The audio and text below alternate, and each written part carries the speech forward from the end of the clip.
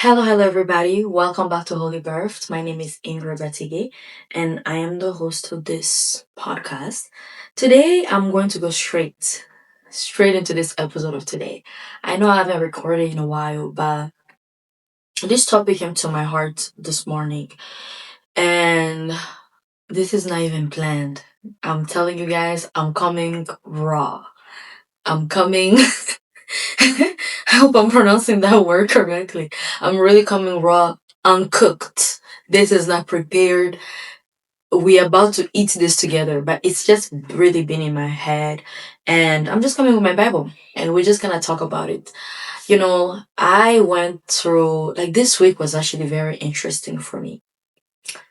God has been telling me a lot, talking to me a lot about, you know, watching what I speak with my tongue. And I feel like this whole week, the way I was just feeling and the way I was just thinking about stuff, it's really been coming back to just remain positive in everything that you pronounce. And with the way everything just went for me this week, I was sitting last night. I think I was actually at work and I was just really thinking in my head, like, what is one thing that brings me back to feeling like myself? What is one thing that just brings me back to just feeling like Ingrid, feeling like me? And that one thing is literally just being in my Bible and talking about Jesus. That one and prayer. I was talking to someone. I'm not getting into the topic of today yet, but let me give a story time. I was talking to somebody a while back, and the person we're talking about, what is one thing that I feel like gives me an identity? What is one thing that just I feel like I feel the most like myself when I'm doing that thing? What is one thing that I feel the most like myself? And honestly, when we were talking about that and I answered the question, for me, it was when I'm praying or when I'm praying for somebody. And yesterday that came back to me that I find myself back to just being me, like feeling like I'm standing in my identity when I am praying for someone, when I'm praying, or when I'm just lost in my Bible. And this is not just preaching, this is not even podcasting or anything. When I'm just in the Bible and really living it, like I'm really just enjoying it, like really understanding it. The Bible sometimes, it's not every time that the Bible will hits in a way because it can get complicated, but when the Holy Spirit begins to unravel the Bible to you, it's so exciting, it's very sweet. And so I just was like, with everything that happened this week, I think I need to record. I just need to record. I just need to find myself into this. I really love talking about Jesus also, and that's why I'm actually here. That's why I'm actually recording. And another word that came to me, I haven't even talked to the person who told me this, but another word that came to me is one day I was talking to a friend and we're talking about this whole podcasting thing and how it's so stressful. Like, I feel like podcasting, making it short video is way easier, but having a podcast, like you put it on podcast platform, it's a lot more work. Setting up the camera, setting up the lighting, the microphones, editing, it's way more work than just putting my phone in front of me and just recording. And the other thing that has just been on my heart, guys, is that I don't want to waste anybody's time. Every person that listens to this podcast, I don't take that for granted. I don't joke with anybody. I don't joke. You don't joke with destiny. So every single time when I stand here, I'm always like, I have to make sure I'm actually prepared. I have to make sure I'm not really joking with anybody's life. I am not coming here and transfer the wrong spirit into people because I am not taking my life serious, or I am not taking the work of God seriously. And I will remember the day I was talking to my friend and I was telling her how, like, I just feel like, I was just overthinking. And I think this was even before me beginning Holy Birthed. And she said something about, like, you just have to go as yourself. And that came back to me yesterday too. Like, I have to go as myself. And I was listening to a podcast that John Maxwell recorded. And he said something about it. Whenever you are speaking, you are releasing your DNA. That's not exactly what he said, but it meant so much to me. And it's just more like you transfer your identity, you transfer who you are truly. And who you are truly cannot be faked. Who you are truly sometimes cannot be rehearsed. Like you are just the person that you are. And I feel like that's how I just want to start coming to this place, like when I'm recording. Because I started this because for sure God was putting it on my heart. But I also started this because I just felt it in me. I just felt it as part of me. I felt it as part of me. And Holy Birthed, even before it became like a podcast name, when I was really praying for this podcast, when I was really praying for into the season where God brought me to starting a podcast, I just felt like I was becoming Holy Birthed. Like the woman that I am was just being birthed from the presence of God. But the episode of today is not really about me or anything like that. I'm actually talking about relationship goals. And what I want to say in this EP of today, I posted about that. Those who follow me on Instagram, maybe you saw that. But I posted that Boaz and Ruth will never be my relationship goal. And that's a fact. I'm just being for real. Boaz and Ruth will never be my relationship goal. You know, my pastor said something, and I've probably mentioned it, that the quality you are is the quality you attract. I don't admire the story of Boaz and Ruth. I feel like it's overrated personally for me. Like, that's just me. And I'm going to read the Bible. I hope I'll have enough time to go through it. But I feel like it's overrated. And the quality you are is the quality you attract. I don't even use the statement, I can't wait to meet my Boaz, or the statement of like, you need to meet your Boaz, because I don't believe in meeting my Boaz. I don't know if I want to meet him. I said, no, actually, that's not how it's said. People say that you need to find your Boaz or your Boaz will find you. Many times I feel like it's usually used in the context of you need to find your Boaz. Because I feel like that's how the story of Ruth was more like. But we're not gonna get there. We're gonna stick to the Bible. But I don't use the statement of finding your Boaz. I don't really like the story of Ruth and Boaz. I don't admire the story of Ruth and Boaz. There's a lot in it, but the book of Ruth is now Ruth and Boaz. And that's why it's not about the love story of Ruth and Boaz. There is more to the whole story than just that moment of them falling in love, or if we can consider that falling in love. And whatever they had. There's more to the story in the book of Ruth than just them. And that's why the focus should not just be Ruth and Boaz. Many people just know the story of Ruth, and the only focus that they focus on when it comes to the only thing that they focus on in the story of Ruth and Boaz is that Ruth and Boaz got married or whatever. Ruth came from this marriage. She was a widow and she was maybe single, struggling, alone, whatever. And then akapata bwana, she found a husband. She found a man who accepted her, loved her, even as a widow, da da da da da da da. All those things. But I just feel like it's not, there is more beautiful story in the Bible when it comes to love, when it comes to, yeah, I don't think Ruth and Boaz, I don't know why. I feel like the Christian culture just focus a lot on your Boaz, your Boaz, your Boaz. And many times with your Boaz, it's never been your root because, but yeah, I don't admire the story of Ruth and Boaz because I don't think it's the standard. When you study even the book of Ruth correctly, and right now, every person who's gonna talk to me about this, make sure you've read the book of Ruth. And if you have not read the book of Ruth, go read it and then we can come and talk.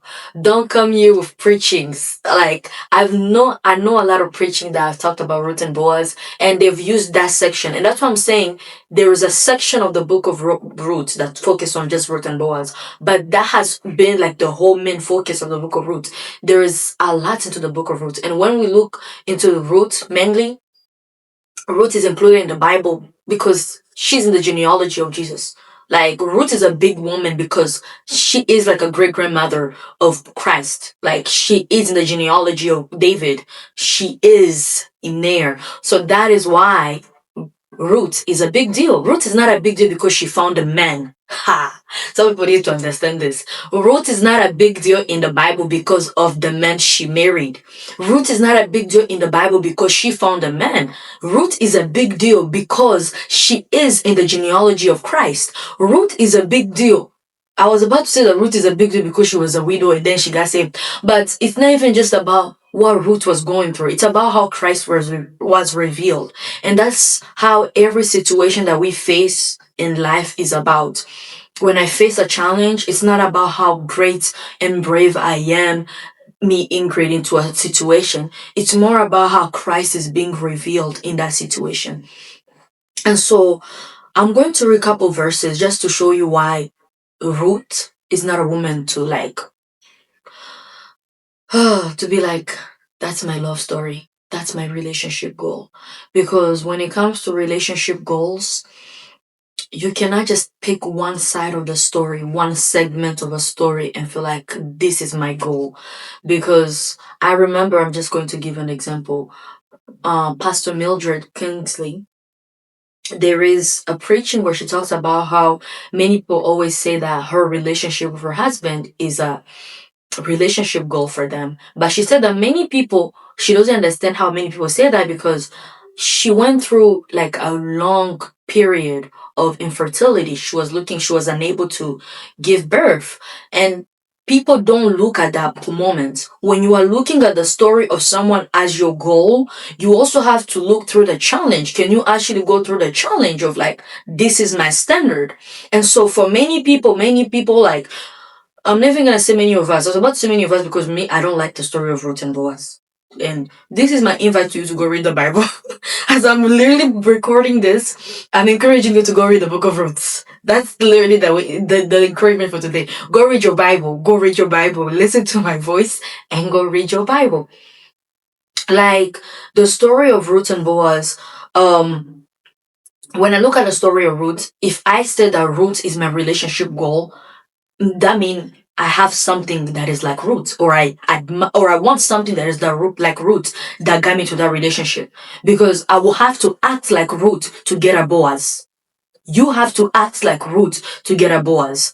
There is something about you that has to be like Boaz for you to get a root. So that is why we can just say, I want the relationship, or maybe I'm just going to go back as an example. I want the relationship of Pastor Kingsley and Pastor Mildred, and you are not like Pastor Kingsley. You are not like Pastor Mildred. There is something that they both have that attracted them together, because the quality you are is the quality you attract. There is something that Pastor Mildred did so that she can get with Pastor Kingsley, and there is something that Ruth did so that she can get to Boaz.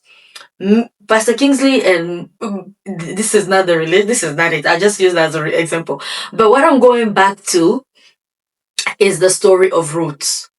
If we talk about Ruth, me, I don't like her approach. The way she went to that relationship, please, my sisters. And I think this episode might end up just only being for the sister mainly. But as a brother, you can also listen to it. Because this Boaz that everybody wants to find their Boaz, leave that Boaz alone. Leave that Boaz alone and become the woman that God wants you to be, so that you can actually attract the person that is supposed to be yours. You know? And I'm just going to read, because for me, honestly, this episode, the main message, all that I want to share is that Ruth and Boaz are not my relationship goal. And I don't see why you should admire Ruth on that level. Or maybe you are just admiring Boaz so much and you are idolizing the idea of getting a man. When it comes to Ruth, I feel like I cannot learn from Ruth how to be a good wife. I cannot learn from Ruth how to be a good partner, spouse. Spouse is a better word. I can't go to Ruth to ask her for relationship advice. If Ruth was my friend, I'm not going to Ruth to give me relationship advice. I'm not going to Naomi, the one in the Bible, to give me relationship advice. Why? Because of what happened. When it comes to building a marriage, starting a relationship, I am not going to Ruth. Definitely not going to Naomi either. The thing that I can actually go to Ruth for, I will go to Ruth so that she can give me advice on how to be a good daughter-in-law. Because the way Ruth treated Naomi, that is a beautiful, beautiful love story between a mother-in-law and a daughter-in-law. The way Ruth, I keep forgetting her name. The way just Ruth was treating Naomi, the way she stayed with her. That's one thing we can learn from Ruth's story, and that's from chapter 1. How to be a good daughter-in-law. How to serve your mother And this is not just your mother-in-law, even your mother. How to serve your mother in time of trouble. How to be there for your mother in time of trouble. How to help your mother who is maybe already old, getting very old in time of trouble. This, you can learn that from Ruth. That one, I give it to her. I give it to her.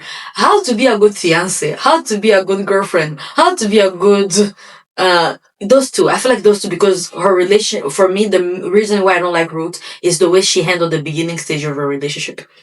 But how to be a good fiance, how to be a good girlfriend, how to get a good man. Ruth is not my role model. I don't like it. I don't like. J'ai dit, I do not like it. Je n'aime pas. Pas du tout. I don't like her. But how to be a good daughter-in-law, she won on that one. The bravery that this woman also have. Just think about the fact that Ruth lost her she lost her father, her husband. Her husband died and now she was a widow, but she still had the courage to go and work. She still had the courage to go and build herself up. She didn't feel like it was over for her. She still was like, I'm gonna keep on living. When you look at Naomi on the other side, she was very like désespérée en français. What is the English word for that? She was already desperate, or she was already like tired, hopeless. That's the right word. She was hopeless. Like she was hopeless. She didn't have any more hope. And she even said that don't call her Naomi anymore, call her Mara, which I believe means bitter. And so she was already bitter. She was not happy anymore. Like that was Naomi. But when you look at Ruth, this woman was brave. She was hardworking. That's another thing that we can learn from Ruth. This was a woman that was hardworking. And then this is another thing that you can learn from Ruth. She's a woman that left the pagan god. She left idolatry and she clinged to the God of Naomi, who was Yahweh. She left all the idols. She left whatever her culture taught her. And she was like, now I have decided to follow Jesus. I have decided to follow God. This was before Christ. I have decided to follow Yahweh. And she said this. I'm going to read this one. Ruth chapter 1, verse 16. She said, but Ruth replied, don't urge me to leave you or to turn back from you. Where you go, I will go. Where you stay, I will stay. Your people will be my people, and your God, my God. Do you see that part? Where you go, I will go. Where you stay, I will stay. Your people will be my people. Your God will be my God. This is a daughter-in-law talking to her mother-in-law. And in another word, we can say this is a daughter talking to her mother. And she's following the steps of her mother. She's following the step of her mother-in-law. And she's saying, where you go, I will go. Where you stay, I will stay. And your God will be my God.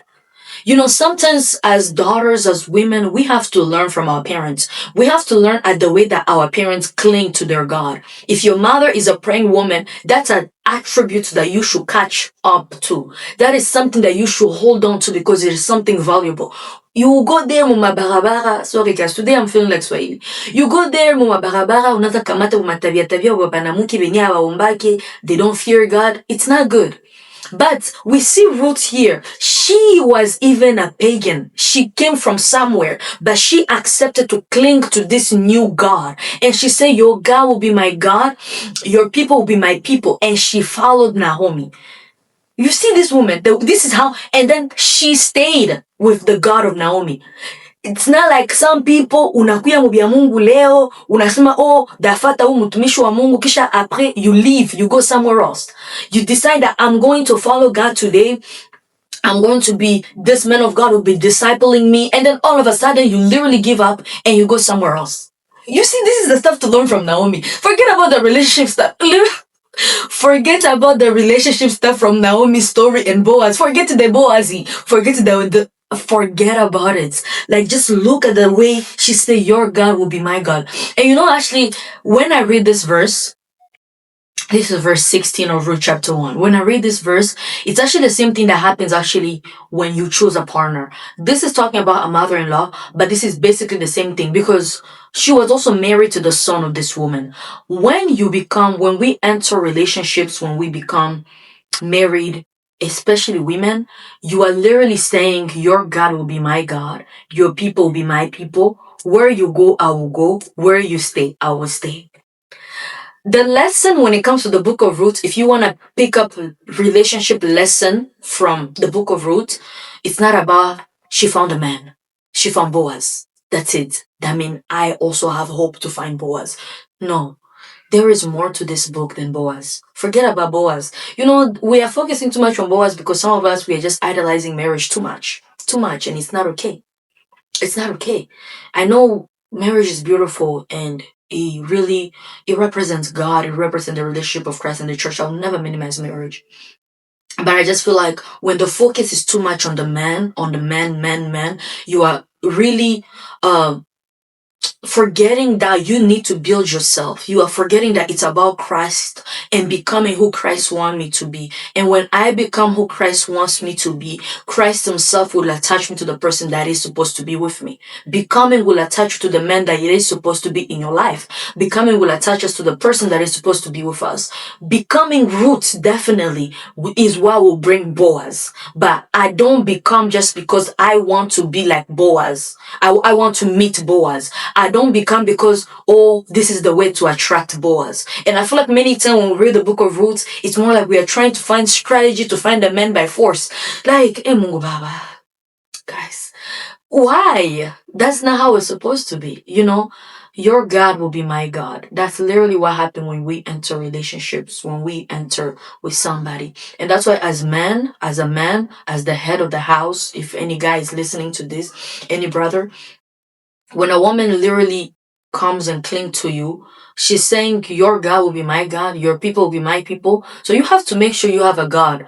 Because I'm not gonna, waste my time, leave my, because I do have a God. This one Ruth, she had a God that was idols. So it makes sense, that makes sense. But me, who have a God who is the mighty God, who have a God who is Jesus Christ, the Lord Almighty, if your God become my God, will I still be standing in the right place? Will I still be standing in the right place? Will you still be leading me to the right place? I don't really admire the story of Ruth and Boaz. I don't believe this story should be the, I don't know, the standard for marriage, the standard for how you build a relationship as a woman. I'm going to repeat that because that's actually the thing. The story of Ruth and Boaz is not the standard of how you build a relationship as a woman of God. It is not. It is not. The story of Ruth and Boaz is not the way you build a relationship as a woman of God. I'm going to read.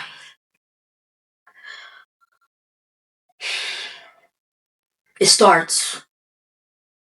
This is Naomi talking to Ruth. And she's telling her how to get Boaz. So Naomi said, I'm going to start on verse 3. Wash and put on for perfume, get dressed, then go down to the threshing floor, but don't let him know you are there until he has finished eating and drinking. This story makes me mad. She said that, don't let him know you are there until he has finished eating and drinking. Do you see how this advice is kind of weird? So there's more like some hiding things, like doing things. I don't know how to say. Basically, she's trying to manipulate this guy because make sure he's already finished eating and drinking. Like make sure he's already drunk. That's what she's basically advising her. That's what Naomi is saying. And then when he lied down, not the place where he is lying. Then go and uncover his feet and lie down. He will tell you what to do. I'm going to continue. In the middle of the night, something startled the man. He turned. There was a woman lying at his feet. He didn't know that Ruth was there, lying at his feet. And then she said, I am your servant Ruth. Spread the corner of your garment over me. Spread the corner of your garment over me. Do you guys understand? Do you guys understand that this is not the woman that a Christian woman, a woman of God should look up to build a relationship? Do you guys get it? Spread. You guys go read the Bible. Me, I'm just telling you guys, when we read the Bible, let's not just focus on preaching that we have heard, because preaching, they only take a segment. Go read the whole story and understand. And I'm not saying that the preachings are even wrong. No, I get the preaching. I love the preaching. I've listened to many preaching about Ruth and Boaz. But I know that Ruth is not my role model when it comes to building a good relationship. And why? Because I've read the whole story. But anyways, let's continue. And then spread. She says, spread the corner of your garment over me. That is already red flag, Ruth. Red flag. Naomi is the one who gave this advice. You see? I'm going to go back. I'm just going to go back a little bit. I'm going to go back in Ruth chapter 3. And this is Naomi advice to Ruth. And this is what she advised her what to do so that she can get Boaz. It was not, for me, it was not a very, if I use the word that they use in the Bible, noble character. It was, for a woman of God, you don't behave like this. You don't go through the corner to get a man. You don't go in the dark to get a man. You don't go to a man when he's drunk so that he can like you. You don't do that as a woman of God. You don't do that.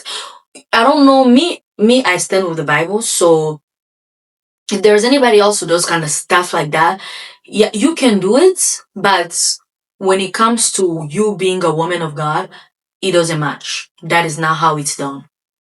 That is not the standard. And he says, wash your feet, put on perfume, get dressed in your best clothes, then go down to the threshing floor. Don't let him know you are there. Don't let him know you are there. You guys see how much Ruth and Boaz story is not really. Ruth should not be your woman of God that you look up to when it comes to relationship.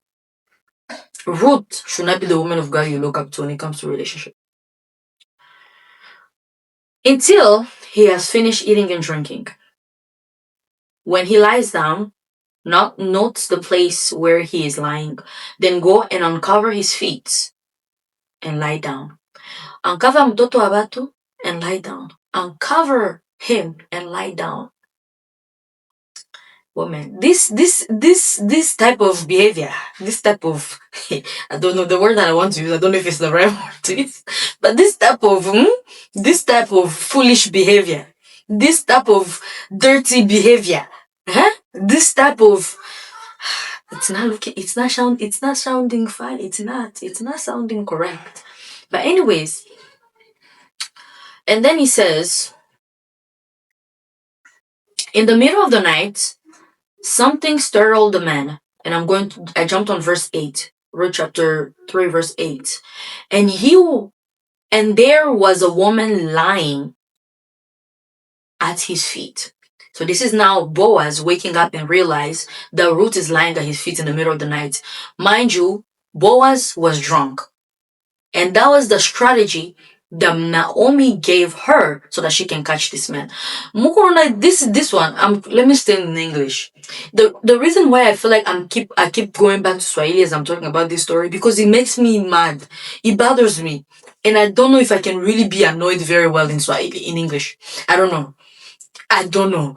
Because how, as a woman of God, this is Naomi. Naomi is the one that I'm blaming, because that's why I'm saying this woman cannot be your standard.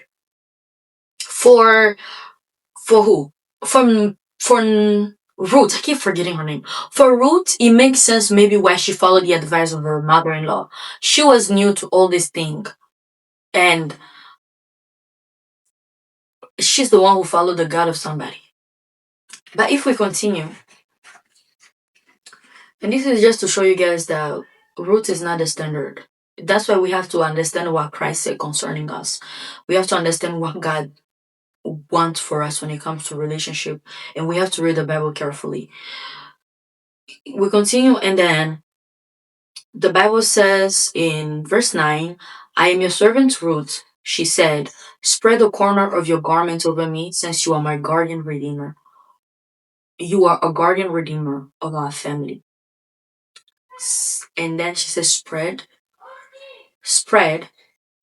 the corner of your garment. You guys get that?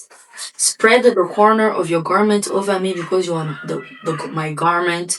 You are the guardian redeemer of my family. Basically, he's the one that was even basically supposed to marry her since the other brother died. But the way she was doing it, it was not in the right way. The way she was doing it going in the dark, making sure the man is drunk. How is that godly for a godly woman to do? And I don't know if there's anybody else in this generation, in Generation Z, you know, because of Minister Dunson, I don't really say Gen Z a lot. I say it, but every single time I say Gen Z, I also go back to Generation Intimacy. Any person who has an intimacy with God, you don't behave like this. You don't try to catch people's sons or daughter in the dark. You don't try to attract a person through their weakness because you saw that he was drunk, you saw that she was drunk, and then that's when you're trying to catch her and you call yourself man of God, woman of God. That's not how things work. That is not how things work. You try to lie to people so that you can get to them with them in a relationship. That is not like a behavior of a woman of God. That is not a behavior of a man of God. But anyway, let's say my point, the one I just want to say, my main point, Boaz and Ruth, they are not my relationship goal. And I'm maybe telling you to they shouldn't. But it will be up to you to decide. So we continue. And Boaz replied later on verse 11, all the people of my town know that you are a woman of noble character. You know, he told her that. And I'm pretty sure he had to remind her that people know that you are a woman of noble character. You can be doing these things. We're not doing this. I'm not spreading my garment in the darkness. And this thing, I'm telling even myself too. I cannot be people know everybody know me on social media. I am a woman of noble character, but in the dark, I go out there, telling some people, can you spread the garment? This is Bible, guys. I'm staying in the book of Ruth, you guys as role model because she's not my role model for me. I'm not looking for no Boaz. And I don't know if Boaz is looking for me too because for me, I'm no Ruth. I'm not a Ruth. But anyways, I don't follow bad advice. That's what I'm saying by saying I'm not a Ruth. I don't follow bad advice like the one that Naomi gave to her.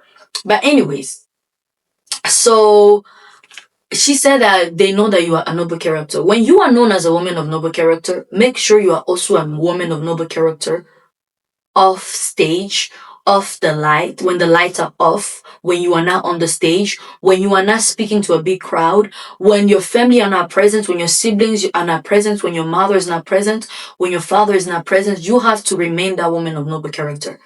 I cannot just be a woman of noble character on HolyBirthed. I cannot just be a woman of noble character when I'm leading praise and worship. That is not what I'm supposed to be. You are supposed to be a woman of noble character. Don't fool people because there are people looking up to you. There are people looking up to you. And Boaz saw the roots. You are a woman of noble character. You don't be asking man, can you spread your whatever. Anyways, me Sirik. I'm mad. Because you don't do stuff like this. And then verse 14. So she lay at his feet until morning, but go up until morning, but go up before any but got up, sorry, but got up before anyone could be recognized. And he said, no one must know that a woman came to the threshing floor. So you see how this thing was more like low key, like bitu ya mugiza, like kulikuwa kagiza. Things were being done in the dark. That's the issue. And this story, this part that I just read in the book of Ruth and Boaz, this is why I don't believe that she should be a role model when it comes to love, when it comes to how to build a relationship. And I don't even think that was the message that when the book of Ruth was written, that's what we had to understand from it. There is more to the book of Ruth. And I get it, there's that part of God can rewrite a story, but I don't want God to rewrite my love story like this. That I have to go in the dark, that I have to in my love and my teso. It's not the portion of any daughter of God. Just doing all this just to find love It's not what God wants for you. And the reason why I'm saying it's not what God wants for you or for me or for anybody, it's because of the way she handled the situation. She went in the dark, guys. She waited for the man to be drunk and spread the garment. And then when you read the whole story, you keep on reading the story of Ruth. You see the way that Boaz handled the story, like showing her, now we are not going to do this. We are going to wait. And Boaz is a good man. Boaz was a good man. Like, he was a good man. But the way Ruth did it, I don't think that's how it was. Ruth wanted to be noticed so bad. And I'm not saying, we don't know. I was not there. But for me, the way I take it, she wanted to be noticed so bad. I feel like Ruth was desperate. I feel like Ruth was desperate. And I just feel like no daughter of God should be that desperate that you have to go late at night to a man's house, to a man's place, so that he can notice you. That you have to do something out of character just for a man to notice you. That's not how it works. Even as a man, you don't have to do something out of character for a woman to notice you. You don't have to act in a manner that doesn't represent the fruit of the spirit, so that a man or a woman or a woman can accept you. If you are a man of integrity, you remain a man of integrity. If she doesn't want any man that acts like you, let them go. If she doesn't want any woman that acts like you, la vie continue. Life continues. We are not just going to settle for less. We're not just going to compromise because people don't want to honor God, you know? And that's why my God will become my God is a big thing. Your God will become my God in Ruth chapter 1, I think verse 16. That your God will become my God. My God will become my God. Your God will become my God and your people will be my people. That is a big deal. And we have to just really think about it. I feel like the Bible has more beautiful story. The Bible has a lot of beautiful story. Like for me personally, so since Ruth and Boaz are not my love story, Ruth and Boaz are not my goal. What is it then? I would say I love the story of Isaac and Rebecca. Those are my people. If we can say love story in the Bible, I love Isaac and Rebecca. And the thing that made me love the story is when you just see the way Rebecca was wise. I'll come back to talk about Rebecca. I'll come back to talk about that one. Since I've talked about these people, both Ruth and Boaz, that they are not my relationship goal. I'll come back to talk about Ruth and Rebecca. I mean Rebecca and Isaac. And the part that made me realize that I loved Rebecca. Rebecca, first of all, I feel like for me she was a wise woman.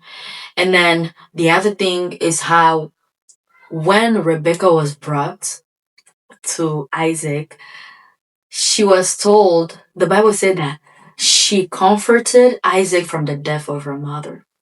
She brought comfort. And I don't know, the Bible continues saying that he loved her, and Isaac only had one wife. He's the only one with one wife. And I just like that. I like that. I call my love is examateso. I call my love is about my crushing flow. It's not this type of love you have to go in the dark. It's not this type of love, you have to make sure he's already drunk. That's not, I don't, that's why I love the story of Isaac and Rebecca. It's very clean. It's very pure. And the other story that I feel like, yeah, but it's not like Isaac and Rebecca. Actually, I'm not gonna tell another story. You guys let me know, what is your favorite love story from the Bible? I think I'm going to stop today for this episode. I actually made this very long, and I even had to record this in two parts. And editing, I'll figure it out how I'm gonna handle it. But I really hope that this was enjoyable to you. I pray that the Lord keep you. I pray that the Lord bless you and He continue to make His face shine upon you. May the hand of the Lord continue to be upon you. Thank you so much for watching this episode of today of HolyBirthed. God bless you so much. And don't forget to like, share, and subscribe. And let me know, who is your favorite love story from the Bible. Guys, I'm coming back. I'm trying to be more consistent. Pray for me. It's not easy. It is not easy at all. But just keep me in your prayer. And yeah, God bless you all. Bye bye.